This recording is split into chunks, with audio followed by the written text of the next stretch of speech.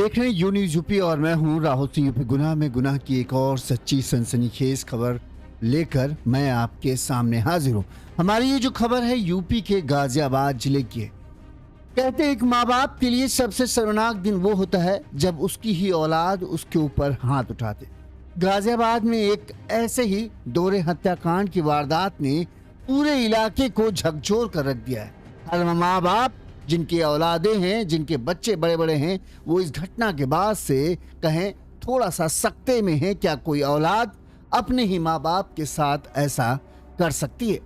गाजियाबाद में दो बेटों ने, बड़े और छोटे दोनों बेटों ने अपने माँ बाप को ऐसा धोखा दिया कि उन्हें यकीन ही नहीं हो रहा है। नशे में, शराब के नशे में दोनों बेटों ने अपने माँ बाप को पीट पीट कर मौत के घाट उतार दिया। कहते हैं कि माँ वो है जो खुद भूखी रहकर अपने बच्चों को खिलाती है। पिता वो जो अपनी हर ख्वाहिश का गला घोटकर बच्चों के सपनों को पूरा करता है। माँ अपनी गोद में पूरी दुनिया का सुकून देती है और पिता अपनी पूरी जिंदगी दांव पर लगाकर बच्चों के सिर पर सुरक्षा की छत खड़ी करता है। हर माँ बाप का बस एक ही तमन्ना होती है कि उनकी औलाद भी उनसे बेहतर जिंदगी जिए और बुढ़ापे में जब उन्हें सहारे की जरूरत हो तो उनकी औलाद उन्हें अंतिम सहारा दे, ताकि वो अंतिम समय में खुशी खुशी अब भगवान के पास वापस जा सके। लेकिन जरा सोचिए, जिस बेटे को माँ ने 9 महीने अपनी कोख में रखा, जिस पिता ने उंगली पकड़कर बच्चे को चलना सिखाया, दुनियादारी सिखाई, जिसके लिए दिन रात मेहनत करके अपना खून पसीना एक कर दिया, अगर वही बेटा एक दिन अपने ही माँ बाप की सांसें छीन ले तो उस दर्द को आखिर किस शब्द में आप बयां करोगे? आज की खबर सिर्फ एक डबल मर्डर कहानी नहीं है, उस भरोसे की हत्या है जो हर माँ बाप अपनी औलाद पर करता है। ये उस ममता का कत्ल है जिसने बच्चों को हर गलती को माफ किया, और उस माता पिता के सपनों का अंत है जिसने पूरी जिंदगी अपने परिवार के लिए संघर्ष किया। गाजियाबाद की यह घटना हर माँ बाप को सोचने पर मजबूर कर देगी। जिन बेटों के लिए माँ बाप ने अपना सब कुछ निछावर कर दिया, वही बेटे एक दिन हैवान बन बैठे। गाजियाबाद से सामने यह घटना सिर्फ एक हत्या की खबर नहीं, बल्कि हर माँ बाप के दिल को चीर कर देने वाली दर्दनाक कहानी है। हर माँ बाप कहते हैं कि दो बेटों का तो क्यों चाहता है कि कम से कम उसके 2 बेटे हो जाए। एक बेटा जल्दी कोई नहीं जाता, क्योंकि लोगों को लगता है कि एक बेटा तो बिगड़ जाएगा। दूसरी बात, हर माँ बाप को ये पता है कि एक दिन जब वो बूढ़े होंगे उन्हें सहारे की जरूरत होगी। 2 बेटे रहेंगे तो अगर एक बेटा नालायक निकलेगा तो कम से कम एक बेटा तो होगा जो शायद उन्हें सहारा दे दे। लेकिन गाजियाबाद के बेचारे ये माँ बाप इतने अभागे थे कि दोनों के दोनों बेटे हैवान ही निकले। दोनों बेटे शराबी थे, और इस कदर शराबी थे कि दोनों बेटों की पत्नियां ने उन्हें छोड़ दिया था। लेकिन इसके बाद भी इनकी शुद्ध बुद्धि काम नहीं आई। कहते हैं कि सोमवार की रात को एक बर्थडे पार्टी से पूरा परिवार लौटकर आया हुआ था। इस दौरान दोनों बेटे आपस में झगड़ा करने लगते हैं। माँ बाप उन्हें समझाने की कोशिश करते हैं। एक तो 2 बेटे, दोनों की बहुएं चली जाएं तो ऐसे जवान बेटों को समझाना ही सबसे बड़ी बेवकूफ़ी है। लेकिन माँ बाप हैं, दिल मानता नहीं कि 2 बेटे झगड़ रहे हैं, कहीं एक दूसरे को कुछ कर ले। तो माँ बाप ने दोनों बेटे को समझाने की कोशिश की तो दोनों बेटे माँ बाप के ऊपर ही टूट पड़े। कहते हैं उन्हें बुरी तरीके से मारा, यहाँ तक कि कहते हैं हथौड़ों से जो है उनके सिरों पर वार कर कर उनको तब तक मारा जब तक कि दोनों की सांसें थम नहीं गई। चीख पुकार मची तो आस पड़ोस में जो लोग थे, ऊपर की मंजिल पर किराए पर रहने वाले लोगों ने इस बात की सूचना पुलिस को दी। पुलिस आई तो दोनों बेटे घर के अंदर ही मिले। पुलिस ने उन्हें गिरफ्तार किया, और जो नज़ारा था, कमरे के अंदर सिर्फ खून ही खून फैला हुआ था। इस घटना ने पूरे इलाके को सन्न कर दिया। वहीं अब ये खबर जब पेपरों में छपी है तो हर माँ बाप को लग रहा है कि क्या वो अपनी औलादों के लिए जितना कर रहे हैं, क्या बुढ़ापे में उनकी औलाद सच में उसका आधा भी ख्याल रखेंगे। चलिए आगे की बात हम बाद में करते हैं। पहले हम इस घटना के बारे में बताते हैं कि आखिरकार ये पूरा घटनाक्रम है क्या, और कैसे ये दिल दहला देने वाला हत्याकांड की जो वारदात है वो सामने आई है। जैसा कि हमने आपको बताया, घटना जो है यूपी के गाजियाबाद जिले की है। गाजियाबाद जिले का क्रॉसिंग रिपब्लिक थाना क्षेत्र है, और इस क्रॉसिंग रिपब्लिक थाना क्षेत्र में जो है एक मोहल्ला है भीमनगर करके, ठीक है। गंगा शरण 55-60 साल की उम्र है। नाम था गंगा शरण। ये मूल रूप से बुलंदशहर के बीबी नगर के सठला गांव के रहने वाले थे, लेकिन पिछले 20 सालों से ये भीमनगर कॉलोनी में जो है आकर सेटल हो गए थे। 2 मंजिला मकान था। परिवार में पत्नी विमलेश, जिनकी उम्र करीब जो है 50 से 52 साल के आसपास है।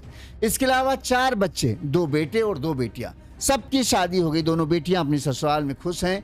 2 बेटों की शादियां भी की, लेकिन दोनों बेटे कहें, अमूमन माँ बाप को उम्मीद होती कि एक बेटा नालायक निकलेगा तो दूसरा तो कम से कम सही रहेगा, लेकिन किस्मत गंगा शरण और विमलेश की इतनी खराब कि दोनों के दोनों बेटे नशेड़ी हो गए। शराब की लत के चलते इन दोनों का परिवार टूट गया और इन दोनों की पत्नी जो है इन्हें छोड़ गई।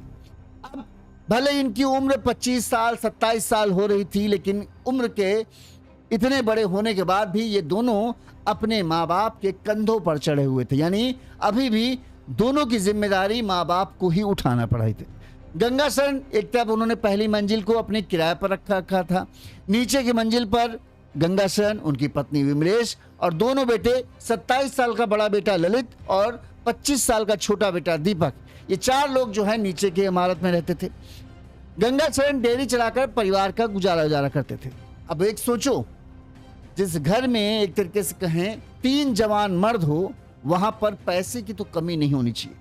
कम से कम अगर ये देखा जाए तो मिनिमम अगर दोनों बेटे 15-15, 20-20 हजार कमाते, तब भी घर में किसी तरह की दिक्कतें होनी चाहिए। लेकिन 2 जवान बेटे होने के बाद भी बुढ़ापे में पिता को काम करना पड़ रहा था, क्योंकि दोनों बेटे नालायक, हरामखोर और कहीं बिल्कुल भी मेहनत करने वाले नहीं, शराब के नशे में धुत रहते थे, जिसके चलते ही उनकी पत्नी उन्हें छोड़ गई थी। अब किराया और गंगा शरण की मेहनत, इसी से जो है घर चल रहा था। जिस उम्र में बच्चों को कमा के माँ बाप को खिलाना चाहिए था, उस उम्र में बाप जो है मेहनत करता था, पैसा कमाता था, फिर खाना बनता था, और फिर ये दोनों बेटे जो घोड़े जैसे हो गए थे, ये वहां खाते थे और फिर शराब पी के लड़ते थे। ललित और दीपक शराब के आदी थे, जैसे हमने आपको बताया, कोई काम धंधा नहीं करते थे। अक्सर नशे में पत्नियों से मारपीट करते थे, जिसकी वजह से दोनों की पत्नियां भी जो है काफी पहले ससुराल छोड़कर अपने मायके चली गई, और फिर दोबारा कभी उन्होंने इन दोनों नालायकों की शक्ल देखना भी पसंद नहीं किया। अब आते हैं जिस दिन घटना हुई। सोमवार देर रात करीब 1:30 बजे के आसपास ये लोग जो है किसी बर्थडे पार्टी वगैरह में गए थे और वहां से लौट के आए। गंगा शरण के 2 बेटे ललित और दीपक शराब के नशे में घर जब पहुंचते हैं, तो ये शराब के नशे में जो है रुपयों को लेकर आपस में इनके कुछ होगा कि तुमने इतना मुझे पैसा दिया था, तुमने वापस नहीं किया। इस बात को लेकर रात में 1:30 बजे ये दोनों शराब के नशे में झगड़ रहे थे, बहस कर रहे थे। बेटों को आपस में लड़ता देख पहले तो माँ बाप ने सोचा ये नशेड़ी है, ये रोज का इनका काम है, छोड़ो, हम लोग नहीं पढ़ते। लेकिन फिर भी उन्हें लगा कि कहीं ऐसा ना हो कि नशे में कहीं कुछ ऐसा कर लें कि एक दूसरे का सरवर फोड़ दे, तो फालतू में परेशानी हम ही को उठानी पड़ेगी। लिहाजा गंगा शरण और विमलेश जी ने जो है दोनों बच्चों को रोकने का प्रयास किया, समझाने का प्रयास किया, झगड़ा खत्म कराने की कोशिश की। लेकिन शराब के नशे में धुत, कहते हैं ना कि जब 2 शराबी लड़ रहे हों उनके बीच में कभी नहीं पड़ना चाहिए, क्योंकि वो दोनों आपस में अपना झगड़ा भूलकर तुम्हें ही अपना दुश्मन मान बैठेंगे कि ये है असली दुश्मन। तो वही हुआ। दोनों शराब के नशे में धुत जो माँ बाप उन्हें समझाने आए थे, उल्टा उन्हीं के ऊपर चढ़ बैठे और उन्हीं से लड़ने लगे कि तुम ही हो असली जड़, तुमने हम लोगों को काबिल क्यों नहीं बनाया, तुम हम लोगों को पैसा क्यों नहीं देते कि हम बिजनेस करें, फलाना ठिकाना। अब सारा ठीकरा, अपनी नाकामयाबी का सारा ठीकरा इन दोनों नालायकों ने अपने माँ बाप के ऊपर मरना शुरू कर दिया कि तुम्हारी गलती है कि हमारी पत्नियां चली गई, तुम्हारी गलती है कि तुमने, हम लोग जब शराब पी के आए तो तुम हमें लोगों को रोकते क्यों नहीं थे। मतलब सारी गलती का ठीकरा माँ बाप के ऊपर फोड़ दिया कि तुम हो हमारी बर्बादी की वजह, तुम दोनों लोग हो। माँ बाप बेचारे क्या कहें, वो समझ रहे थे कि माहौल गर्म हो रहा है, इसलिए बेचारे चुप थे। वो किसी तरह हाँ ठीक है भैया तुम ठीक करो, सुबह हम बात करें। लेकिन दोनों बेटे के ऊपर तो पता नहीं मानो क्या खून सवार हो गया। कहते हैं कि मामला इतना बढ़ गया कि गाली गलौज से लेकर फिर माँ बाप के ऊपर इन दोनों ने हाथ तक उठा दिया। एक माँ बाप के लिए इससे बड़ा शर्मनाक दिन कभी नहीं हो सकता। कहते हैं कि एक बाप उसी दिन मर जाता है जब उसका बेटा उसके ऊपर हाथ उठा दे। शायद गंगा शरण मर पहले ही चुके थे, बस उनकी लाश सुबह मिली। कहते हैं कि इसके बाद दोनों बेटे जो है मारते पीटते हैं और उसके बाद उन्हें धक्का देते हैं तो दोनों बुजुर्ग माँ बाप गिरते हैं। फर्श नीचे थी और फर्श से उनका सिर टकराता है, जिससे उनको खून बह जाता है। कई लोग कहते हैं कि फर्श से टकराने से खून नहीं बहा, बल्कि इन दोनों बेटों ने, नालायकों ने जो है हथौड़े से उनके सिर पर वार किया, जिसकी वजह से जो है उनका सर फट गया और खून बहाने गया। कहते हैं कि फर्श खून से लाल हो गया। इसके बाद जो है दोनों माँ बाप जो हैं, गंगा शरण और विमलेश देवी जो हैं, वो उठी नहीं, लहूलुहान होकर वो बेहोश हो गए। इस दौरान जब इस पूरे झगड़े की खबर जो ऊपर के मंजिल पर रहने वाले जो किराए पर लोग रहते थे उन्होंने लगी, तो उन्होंने क्या किया, वो नीचे उतरने की कोशिश करने लगे, लेकिन बीच में एक गेट था, यानी पहली मंजिल दूसरी मंजिल जो जीना था, उस जीने पर गेट लगा था और उस गेट को इन लोगों ने बाहर से इधर से बंद कर रखा था। अब ये बार बार भड़बड़ाए ऊपर के किराएदार कि क्या हुआ, लेकिन ये गेट खोले नहीं। इसके बाद काफी देर बाद गेट खोला तो उन दोनों ने किराएदारों से कहा कि ऐसा है, चुपचाप अपने अपने कमरे में जाओ, ये हमारे बाप आपस की बात है, तुमको ज्यादा बीच में पढ़ने की जरूरत नहीं। जब इस तरह से खुली धमकी टाइप की दोनों बेटों ने किराएदारों को दी तो किराएदार भी सन्न रह गए। वो ऊपर तो गए, लेकिन उन्होंने इस बात जो है कहें और आस पड़ोस के लोगों का भी बाहर मजमा लग गया। रात के 1:30 बजे ये सब हो रहा था, तो लोगों ने इस बात की सूचना 112 नंबर पुलिस को दे दी। मौके पर उन्होंने 112 पे ये सूचना दी कि मकान मालिक के घर में मारपीट हो रही है और दोनों बेटे चिल्ला रहे हैं, ऐसा लग रहा है बुजुर्ग माँ बाप को जो है ये बुरी तरीके से मार रहे हैं। 112 की टीम सूचना मिलते ही मौके पर पहुंची। यहाँ पर देखा तो गंगा शरण और विमलेश जो हैं, उनकी पत्नी जमीन पर पड़े हैं, सिर और हाथ पर चोट के निशान थे, खून बहा हुआ था, फर्श खून से लाल था और दोनों बेटे उनके पास खड़े हुए। इसके बाद जो है पुलिस उन दोनों को, गंगा शरण और उनकी पत्नी विमलेश को, अस्पताल ले गई, जहां डॉक्टरों ने दोनों को मृत घोषित कर दिया। किराएदार जो थे उन्होंने क्या कहा वो सुनिए। मेरा नाम मैं ऊपर इनके ही घर में रेंट पर रहती हूँ। क्या मामला हुआ था ये पूरा? मामला ज्यादा हमें नहीं पता, नीचे से आवाज आई चिल्लाने की तो हम बोल पड़े। फिर हमने कही अरे भैया क्या हो गया, दरवाजा खोल लो, हमारा दरवाजा खोल लो। उन्होंने खोला नहीं। फिर कही तो कह रहे आंटी इनकी लड़ाई झगड़ा हो रहा है, तुम भी लेटो हम भी लेटे। आप चुप हो तो गए। आपके कमरों को भी दरवाजे लगा दिए गए थे? जी, हमारे जीने का कुंडी लगा। घटना जिन्होंने पारित की है उनके नाम क्या उन व्यक्तियों के? देखो घटना भाई इनके बच्चे थे और कोई नहीं थे, यहाँ पर दोनों लड़के थे। तो इनका कोई पुराना विवाद चल रहा था क्या? पुराना उस चीज के बारे में हमें कुछ पता। आप कितने समय से यहाँ पर किराए पर रह रहे हो? मैं 2 अक्टूबर को आई थी यहाँ पर। 2 अक्टूबर से। और भी किराएदार रहते हैं यहाँ पर? पूरा मामला तो मुझे पता नहीं, मैं तो सो रही थी, कूलर चल रहा था।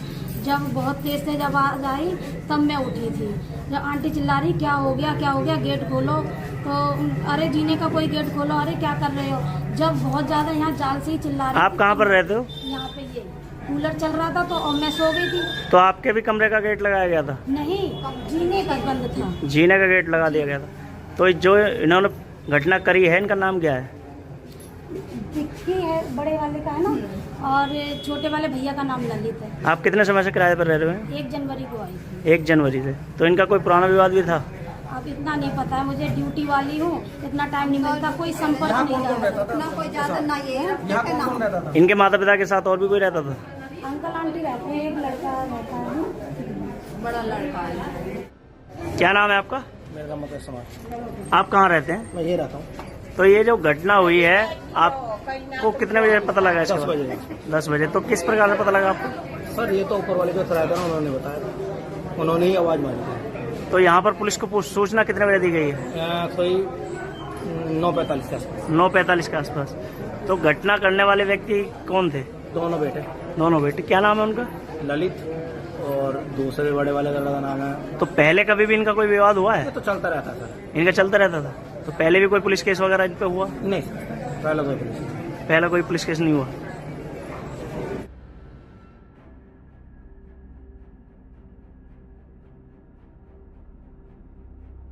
तो ये किराएदार थे, इन्होंने ये सब घटना के बारे में बताया। वहीं जैसे ही ये सब हुआ पुलिस आई, मृत हो गए, डॉक्टर ने मृत घोषित कर दिया।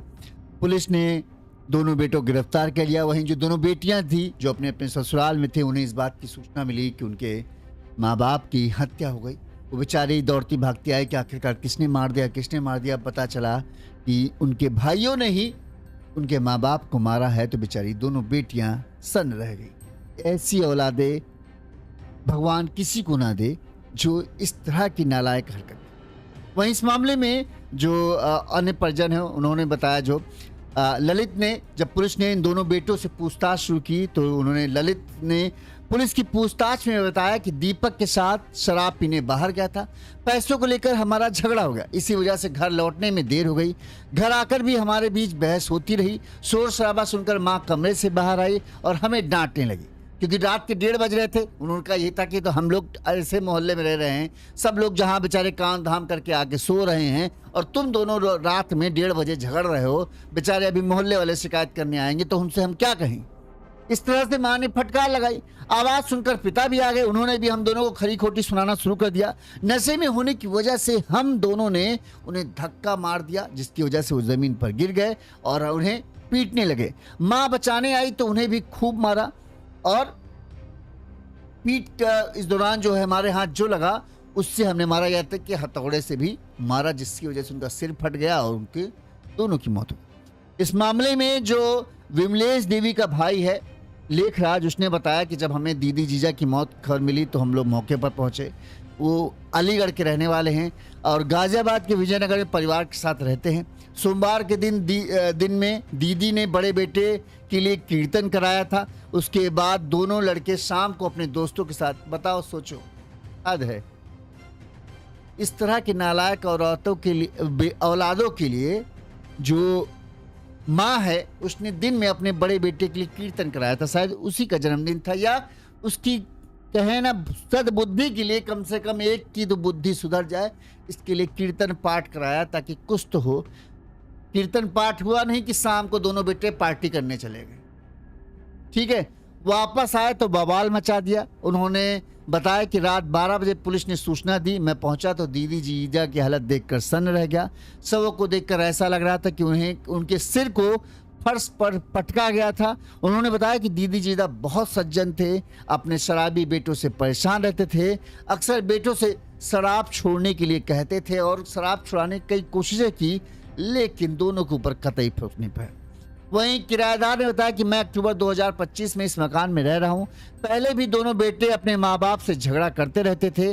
रात में जब शोर शराबे की आवाज़ सुनी तो झांक कर देखा तो सीढ़ियों का गेट बंद था। काफ़ी देर तक खड़े होकर सब कुछ सुनता रहा, फिर पुलिस को सूचना दी। 10 मिनट के अंदर ही पुलिस आ गई और दोनों बेटों को भागने का मौका नहीं मिला। इस मामले में पुलिस ने क्या कहा वो बात करते हैं, फिर आगे हम बताते हैं, आगे बात की जाए।